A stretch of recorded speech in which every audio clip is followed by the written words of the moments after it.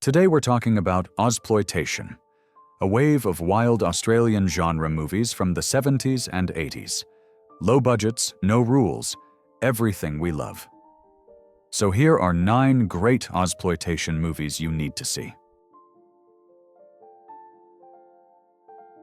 Australia's answer to Hitchcock, Richard Franklin directs this bizarre hospital-set horror about a young man named Patrick. To the hospital staff, he is just 160 pounds of limp meat hanging off a comatose brain, or so they believe. When Kathy Jacquard becomes his private nurse, Patrick falls in love.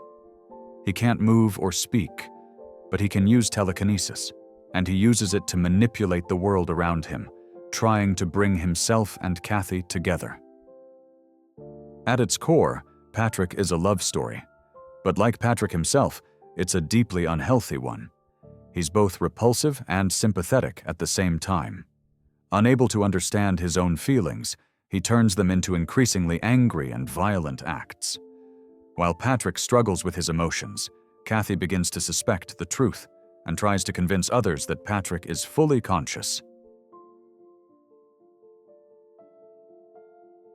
Next of kin follows Linda, a depressed young woman who inherits her family's estate after her mother's death.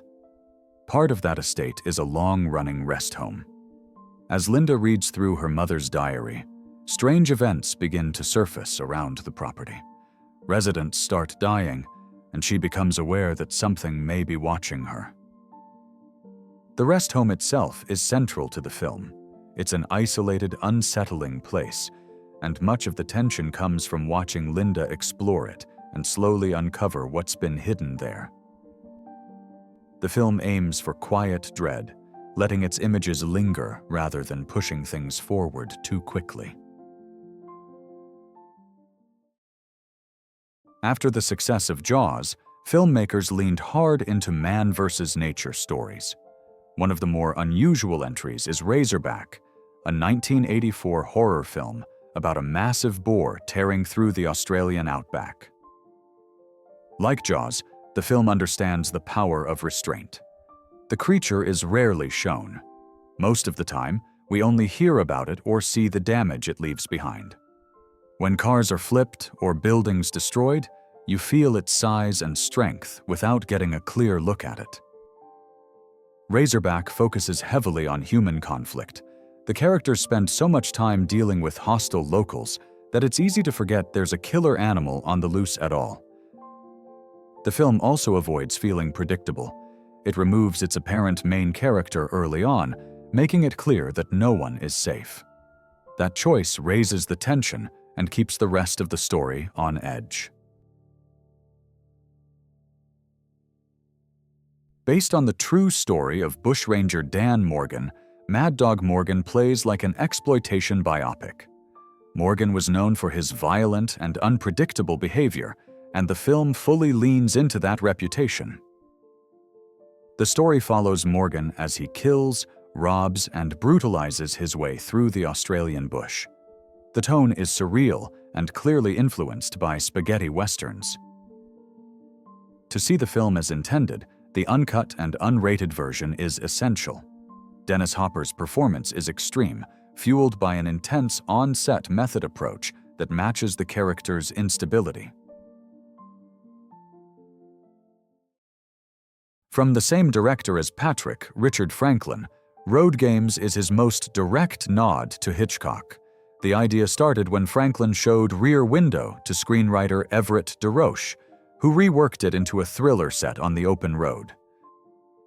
Stacy Keach plays an American truck driver hauling meat across the Australian outback. Early on, he notices a man in a green van pick up a hitchhiker, follow her to a motel, and later make sure the trash is taken out at 4 in the morning. His suspicions turn out to be justified. Keach later picks up a hitchhiker played by Jamie Lee Curtis, who brings a grounded, sharp presence and refuses to play the helpless victim. The film uses its American leads carefully. They're treated as outsiders and mistrusted by the locals.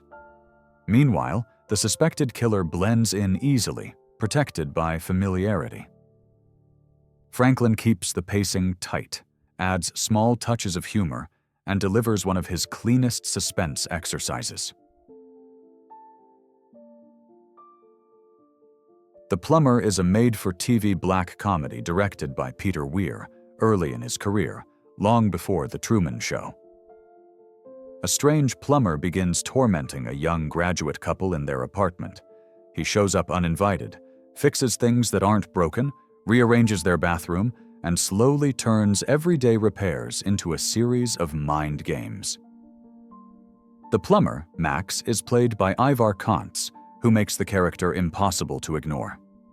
His presence dominates every scene and steadily pushes the situation out of control.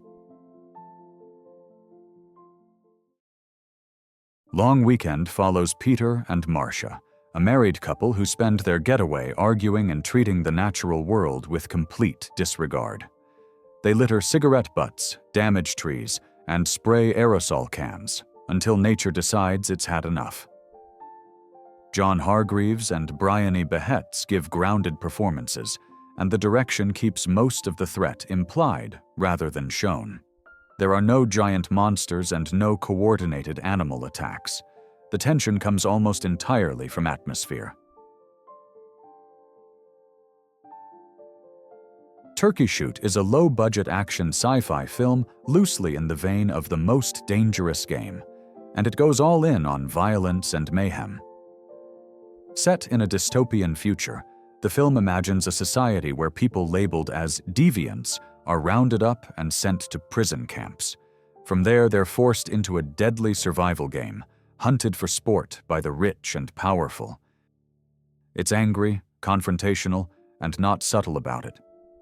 That attitude caused backlash on release, largely because of how aggressive and in-your-face the film is. Steve and Rod, two ex-Vietnam commando best friends, work as stuntmen for hire and will take on any stunt, no matter how dangerous. When the Australian government hires them to sneak behind Filipino lines and steal classified documents, they treat the job like an adventure. Originally made as a television pilot funded by the Australian Film Commission, Death Cheaters feels like something that wouldn't get made today. The plot is light and mainly there to support the action. What the film really delivers is explosive Ozploitation stunt work and choreography, made as a tribute to action film performers and the thrill of a true on-screen bromance.